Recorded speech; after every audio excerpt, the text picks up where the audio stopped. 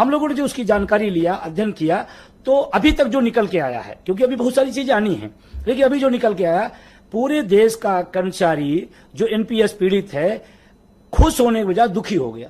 हमारा 10% उसमें जाता था, 14% सरकार देती थी, उसका 60% हमें राष्ट्र में वापस होता था, 40% के पेंशन देती थी। एनपीएस की व्यवस्था सरकार की थी। ठीक है। एनपीएस में 10% का पैसा, 14% का पैसा हमारे पास लौट के आता था एनपीएस में। हाँ, यूपीएस पूरा पैसा वापस आ जाता। हाँ, यस। और यूपीएस में जो 10% मेरा पैसा है वो भी नहीं आएगा।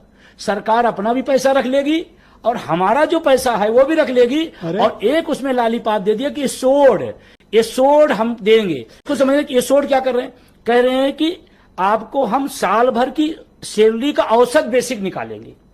अब ये देखिए बहुत टेक्निकल चीजें हैं। अब हो सकता है जनवरी में किसी का वेतन 50,000 हो, लेकिन दिसंबर में, क्योंकि साल में 2 डीए लगता है, हो सकता है वेतन आयोग आ जाए, तो लास्ट में उसका दिसंबर में हो सकता है 70,000 हो जाए। तो अब 50 और 70 के बीच का कभी 55 होगा, कभी 60 होगा, फिर उसका दोनों औसत। पुरानी में क्या था, लास्ट वेतन का बेसिक का 50%। अब औसत जब निकालेंगे तो 50, तो निश्चित रूप से कम होगा। दोस्तों, देश भर में ओपीएस और यूपीएस को लेकर जोर शोर से आवाज उठाई जा रही है। सरकार जो यूपीएस लेके आई है उसके हिसाब से बहुत अच्छी स्कीम बताई जा रही है, परंतु कर्मचारियों के हिसाब से ये स्कीम बिल्कुल भी सही नहीं है। अब हम मान लेते हैं कि यदि कोई कर्मी 25 साल में रिटायर जाता है और सपोज कर लीजिए उसका जो बेसिक होगा अगर वो 35,000 होगा, तो उसको फैमिली पेंशन कितनी दी जाएगी और उसकी पेंशन कितनी बनेगी अगर वो यूपीएस स्कीम में रहता है। आज इस बारे में बताने वाले हैं, तो जानने के लिए, देखने के लिए बने रहिएगा वीडियो पे। चैनल पर नए तो चैनल को सब्सक्राइब कर लीजिए, बेल आइकन दबा लीजिए ताकि ऐसे वीडियो आपको मिलते रहें और आप हमेशा अपडेट रहें। चलिए बिना देरी करते हुए वीडियो को स्टार्ट करते हैं। दोस्तों, केंद्र सरकार ने कर्मचारियों के लिए यूनिफाइड पेंशन स्कीम शुरू कर दी है, जो राष्ट्रीय पेंशन योजना एनपीएस के समानांतर बताई जा रही है। यह योजना 1 अप्रैल 2025 यानी वित्तीय वर्ष 2026 से लागू की जाएगी। केंद्र सरकार ने सरकारी कर्मचारियों को एक निश्चित पेंशन देने के लिए इस योजना की घोषणा की है। यूपीएस पेंशन के तहत सरकारी कर्मचारी को एक निश्चित पेंशन दी जाएगी। अगर कर्मचारी की मृत्यु हो जाती है तो पारिवारिक पेंशन, अश्योर्ड फैमिली पेंशन का भी प्रावधान रखा गया है। इसके अलावा न्यूनतम पेंशन सुनिश्चित भी दी जाएगी। अब यूनिफाइड पेंशन स्कीम क्या है, इस बारे में देखिए, थोड़ा सा चर्चा कर लेते हैं। कैबिनेट ने यूनिफाइड पेंशन स्कीम को मंजूरी दी। यूपीएस पेंशन के तहत रिटायर होने वाले कर्मचारियों को 12 महीने के औसत बेसिक वेतन का 50% निश्चित पेंशन के तौर पर दिया जाएगा। हालांकि इस पेंशन को पाने के लिए कर्मचारियों को कम से कम 25 साल तक नौकरी करनी होगी। अगर कर्मचारी की मृत्यु हो जाती है तो परिवार को भी एक निश्चित पेंशन दी जाएगी, जो रिटायर सरकारी कर्मचारी को मिलने वाली पेंशन का 60% होगा। न्यूनतम पेंशन भी दी जाएगी, यानी सिर्फ 10 साल की नौकरी करने वाले कर्मचारियों को कम से कम 10,000 रुपये पेंशन दिए जाने का प्रावधान है। अब इससे क्या लाभ मिलेगा, इस बारे में बात कर लेते हैं। दोस्तों, यूनिफाइड पेंशन स्कीम के तहत करीब 23 लाख केंद्रीय सरकारी कर्मचारियों को लाभ मिलेगा। अगर राज्य सरकारें इस योजना को लागू कर देती हैं तो भी इसका लाभ उनको मिल सकता है। यूपीएस पेंशन को सरकारी कर्मचारियों को निश्चित पेंशन और पारिवारिक पेंशन की गारंटी देकर बेहतर वित्तीय सुरक्षा देने के लिए बनाया गया है। इसके अलावा जैसे जैसे महंगाई बढ़ती है, इस योजना के तहत पेंशन की बढ़ोतरी का भी प्रावधान है। आपको यूपीएस और एनपीएस में से किसी एक को चुनना है। अगर आप एक बार यूपीएस का विकल्प चुन लेते हैं तो आप कभी भी एनपीएस को नहीं चुन सकते हैं। वहीं अगर आप एनपीएस का विकल्प चुन लेते हैं तो आप कभी यूपीएस पेंशन का विकल्प नहीं चुन पाएंगे। तो दोस्तों, इसलिए कभी भी आपके सामने ऐसा विकल्प अगर आता है तो बहुत ही सोच समझ के, जो भी आपके माइंड में क्वेश्चन है वो आप एक एप्लीकेशन के माध्यम से अपने डिपार्टमेंट से पूछिए कि क्या ऐसा ऐसा होगा। यदि आप उसमें सेटिस्फाइड होते हैं तो ही विकल्प चुनेंगे।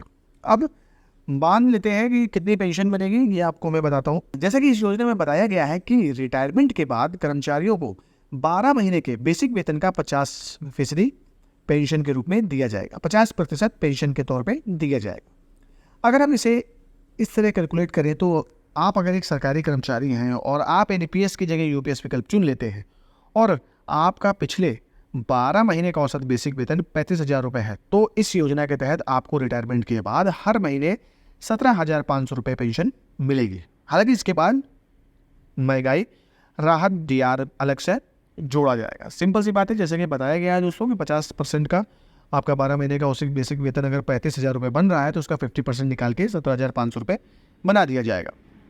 वहीं यूनिफाइड पेंशन स्कीम में यदि कर्मचारी की मृत्यु हो जाती है तो उसकी पेंशन, जो दोस्तों इसको ध्यान से सुनिएगा, जो उसकी पेंशन 17,500 रुपये प्रतिमाह है, तो निश्चित महीने के लिए परिवार की पेंशन 10,500 रुपये होगी, क्योंकि जो कर्मचारी जब जितनी उसकी बेसिक होगी, जब वो एक्सपायर हो जाएगा तो उसकी बनने वाली पेंशन का 60% उसकी फैमिली को दिया जाएगा, ना कि उसका जो लास्ट बेसिक होगा उसका 60%। नो, जो पेंशन बनेगा उसका 60% निकाल के आपके फैमिली को, क्योंकि कर्मचारी की मृत्यु के बाद परिवार को कर्मचारी से को प्राप्त अंतिम पेंशन 60% पेंशन के तौर पर देने का प्रावधान रखा गया है। लेकिन सबसे बड़ी कमी दोस्तों इस पेंशन स्कीम में यही है, जैसा कि आपको सबको पता है कि भाई रिटायर आप 25 में जाओगे तो पेंशन मिलेगी आपको 60 में। यदि कोई कर्मचारी 25 साल में रिटायर चला गया और खुदा न खास्ता वो 26वें साल में रिटायर एक्सपायर हो गया, तो उसकी फैमिली पेंशन मिलेगी उसको 60 साल में। तब तक उसके बच्चे और उसके जो भी परिवार वाले हैं वो पेंशन का इंतजार करते रहें। और पेंशन कितनी मिलेगी, जैसे कि आपने देखा 17,500। यदि आपके बेसिक थोड़ी सी ज़्यादा मान लीजिए तो मान लीजिए 20,000 25,000, आप उसका 60% कर लीजिए तो ज़्यादा से ज़्यादा 15,000 पेंशन आपको मिलेगी। उसमें यह है कि DADR लगता रहेगा। अब जो आपका कंट्रीब्यूशन हुआ है 10% अंशदान जो आप जमा कर रहे हैं NPS में, उसमें से आपको 1 रुपया नहीं दिया जाएगा, तो वो जो पैसा है वो सरकार अपने पास रख लेगी।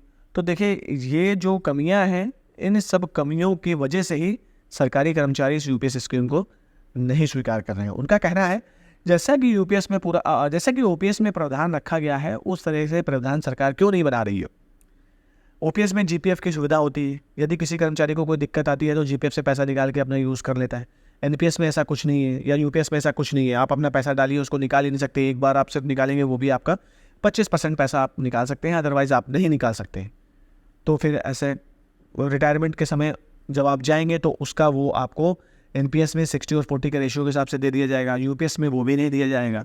और अगर कोई व्यक्ति लंबी नौकरी करता है, यदि कोई व्यक्ति 50-30 साल भी नौकरी कर लेता है 25 की जगह दोस्तों, तो भी उसका NPS में ठीक ठाक पैसा जमा हो जाएगा। और उस पैसे में अगर वो 60% पैसा लेता है और 40% की पेंशन भी बना देता है, तो भी पेंशन थोड़ी बहुत बनेगी और बाकी जो उसके पास पैसा होगा वो चाहेगा तो या तो बिजनेस कर सकता है या तो उस पैसे को किसी RD FD में लगा देगा दोस्तों, तो उससे वो ब्याज लेकर अपना ठीक तरीके से जीवन यापन कर सकता है। हालांकि UPS में ये बोला गया है कि जब आप रिटायर जाएंगे तो आपको DR भी दिया जाएगा, लेकिन जो आपका पैसा है दोस्तों वही नहीं मिल रहा है। आपका जो लास्ट साल का जो भी आपके 6 महीने का ग्रॉस जो भी होगा, उसका 6 महीने का जो भी सैलरी होगी वो आपको दे दी जाएगी। मान के चलिए आप रिटायर हो रहे हैं और आपका लास्ट टाइम का जो ग्रॉस होगा वो आपका हो गया मान लीजिए 20 लाख रुपए, तो आपको 6 महीने के उसके आपसे तो 10 लाख रुपए आपको एक रिटायरमेंट के टाइम पे दे दिया जाएगा, और जो अभी आपकी पेंशन बनेगी वो आपको दे दिया जाएगा। बाकी दैट्स इट, जितना भी आपने पैसा जमा किया NPS का उसमें आपको कुछ भी नहीं मिलने वाला है। तो दोस्तों ये खामियां हैं, अब ये कैसे दूर होंगी। रेलवे के बड़े बड़े मंत्रियों ने जैसा कि बोला कि हमने पत्र लिखा है, विजय कुमार बंधु जी ने भी बोला है कि पत्र लिखा गया है इसमें संशोधन करने के लिए। सरकार क्या करती है आने वाले विधानसभा चुनाव के लिए, क्या वो ऐसा कुछ करेगी या नहीं करेगी, कमेंट सेक्शन पर जरूर बताइएगा। फिलहाल वीडियो में बस यही जानकारी देनी थी, मेरे द्वारा दी गई जानकारी अच्छी लगी है तो प्लीज़ वीडियो को लाइक करिए, शेयर कीजिए, कमेंट करिए। मिलते हैं अगले वीडियो में, तब तक के लिए जय हिंद, जय भारत।